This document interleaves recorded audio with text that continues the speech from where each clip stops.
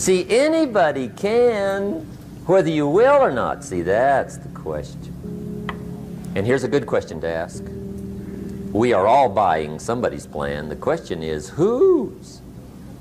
Who's got you talked into doing what you're doing? Who's got you talked into your present plan? See, 10 years from now, you will surely arrive. The question is, where?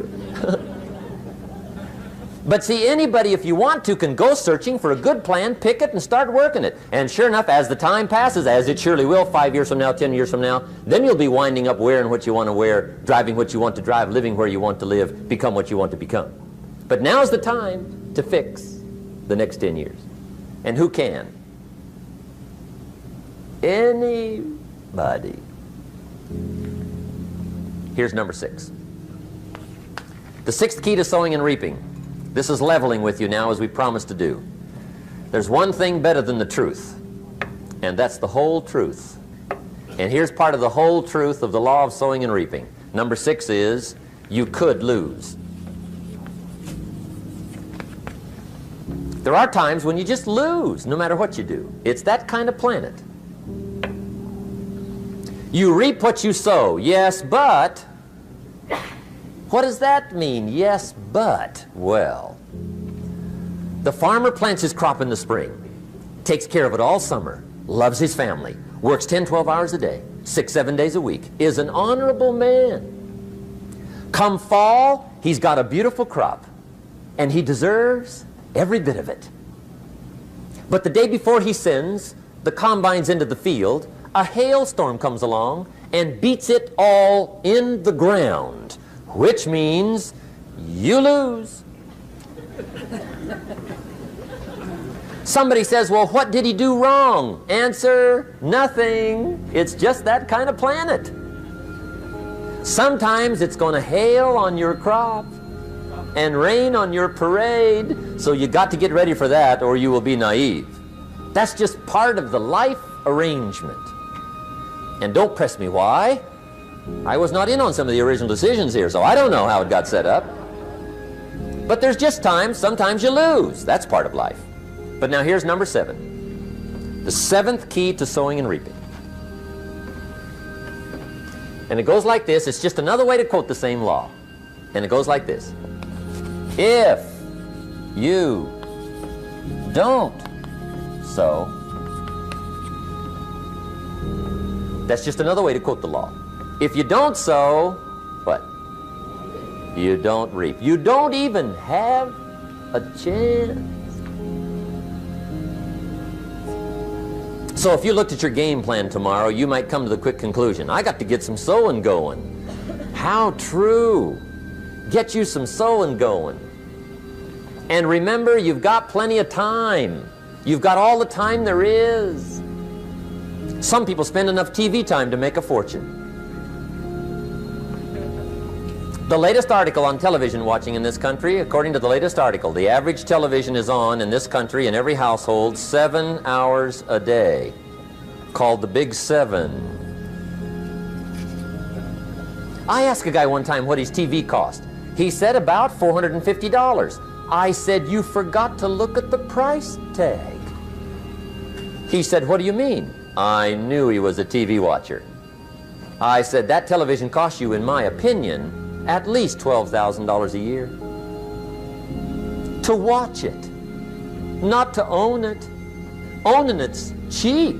Watching it is what's expensive.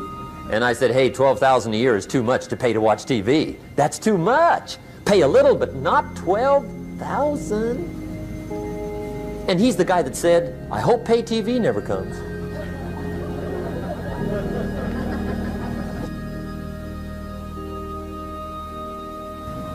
Okay, we're trying to cover an awful lot tonight, I realize that, but my time schedule is such that we just have to sort of give it all to you and let you sort the rest out. I wish we had plenty of time for questions and answers and that whole thing, but our time is just limited. But we are trying to go through an awful lot, I realize that. But looks like everybody's getting it. This is about the note-takingest crowd I've seen in a long time. Incredible. Does anybody have 5 pages yet? Anybody? Oh, fantastic. Incredible. Okay. Maybe you heard the story about the preacher down in Texas, southern part of the country. He was an evangelist back in the horse and buggy days. And he was very good at being an evangelist, and a lot of people used to come and hear him preach. And one day he put up his tent in one of these Texas towns and expected a big crowd as usual, come and hear him preach. And he got there first night of the tent revival, walked in, 7:30, time to start. And to his surprise, the tent was empty. He thought, well, something must be drastically wrong. So he waited till 7:45, nobody showed up. 8 o'clock, zip. Finally, 8:15, one lone cowboy wandered up on his horse, tied his horse up outside, came in, sat down on the front bench, right, waiting for something to happen. The preacher thought, well, at least I better go down and talk to the cowboy. So he walks down, talks to the cowboy, and he says, "Cowboy, I'm the preacher." And he said, "I don't know what to tell you. Something's gone wrong." He said, "This tent was supposed to be full of people." He said, "I'm embarrassed." He said, "You're the only one that showed up." And he said, "I really don't know what to do." And the cowboy said, "Well, I'm not a preacher, so I really can't tell you what to do." You know, he said, "I'm just a cowboy." But he said, "I know this, if I went out to feed my cattle and only one showed up, I'd at least feed it." The preacher thought, hey, the cowboy is right. If you've got a good idea to share, you should share it, if there's 1 or 1,000. So he got kind of inspired by this conversation, and he jumped up on the platform and started to preach, as if the tent was full of people, just exploded.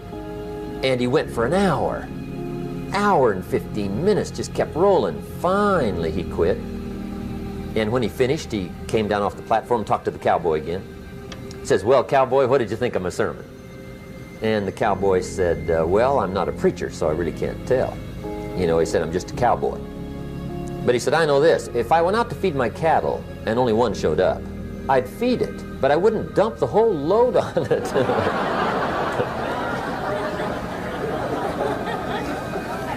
So anyway,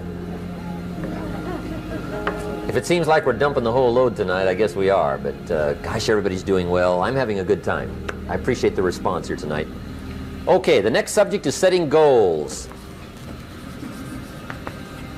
Let me show you what turned my life every way but loose. Mr. Schoaf dropped this idea on me, changed me completely.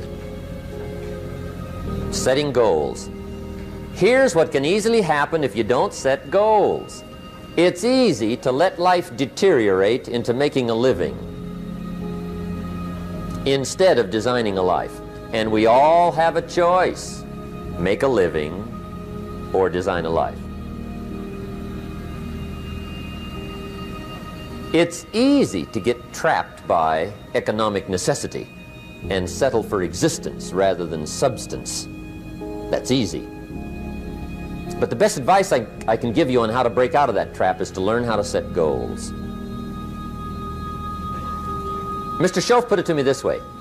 He said, "Jim, if you had enough reasons, you could do the most incredible things." I never forgot how he put that. If you have enough reasons. See, reasons will change your whole life. Mr. Schoaf said to me, he said, "Mr. Rohn, I think you've got plenty of intelligence, you've got plenty of talent, you've got plenty of ability.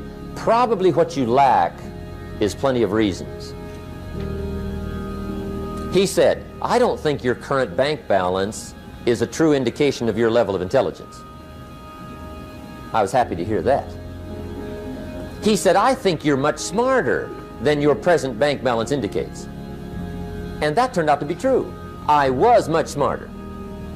But of course my first question was, well then why isn't it bigger? And he said, "You don't have enough reasons. You've got enough intelligence, but not enough reasons." So see, reasons can change your life. Here's what else I found out. Reasons come first, answers come second.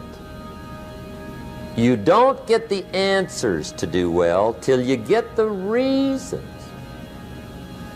Life has a mysterious way of hanging on to all the answers and only gives them up to the people that are inspired by reasons. So reasons make the difference in how your life works out. Now, what are some of the reasons for doing well? Let's go through a quick list called Reasons for Doing Well. First is personal reasons. Some people do well for recognition. Some people do well for respect. Some people do well for the way it makes them feel. They love the feeling of being a winner. Those are good reasons. I have some millionaire friends that keep working 10, 12 hours a day, making more millions. And it's not because they need the money. It's because they need the joy and the satisfaction and the pleasure that comes from being a constant winner. And see, it's not just the money anyway. It's the journey, not the money. Once in a while somebody says to me, boy, if I had $1 million, I'd never work another day in my life. That's probably why the good Lord sees to it they don't get their million, right? They'd quit. They'd quit. Okay. Next is family reasons. Some people do extremely well for other people, and that's powerful. Human beings can greatly affect each other. Sometimes we will do things for somebody else we will not do for ourselves. We're made that way. I met a man one time who said, Mr. Rohn, to do all the things I want to do with my family around the world, he said, I got to have at least $250,000 a year. I thought, incredible. Could a guy's family affect him that much? And the answer is, of course. How fortunate are the people that find themselves greatly affected by somebody for personal achievement. And we are affected. The writer of a recent song said, if not for you, the winter would hold no spring, couldn't hear a robin sing. I just wouldn't have a clue if not for you. So we can be affected. That might be one of the most stimulating reasons to do well, finding somebody.